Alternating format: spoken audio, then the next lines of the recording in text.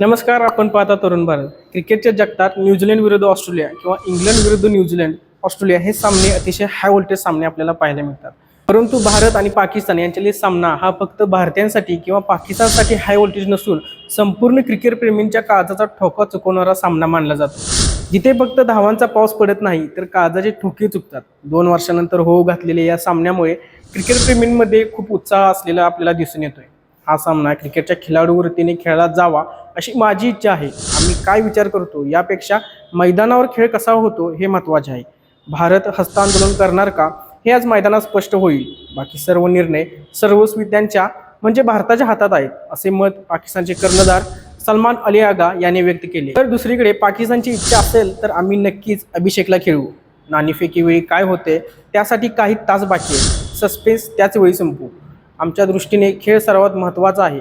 नाणेफेकीच्या वेळी हस्तांदोलन होते की नाही हे देखील पाहू, असे प्रतिपादन भारताचा कर्णधार सूर्यकुमार यादव यांनी केले.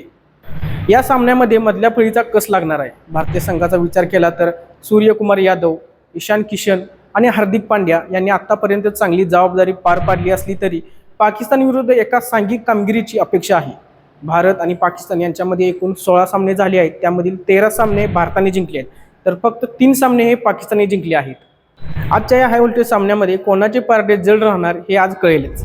अशाच नवनवीन आणि ट्रेंडिंग व्हिडिओसाठी तरुण भारताच्या यूट्यूब, इंस्टाग्राम आणि फेसबुकला फॉलो करायला विसरू नका.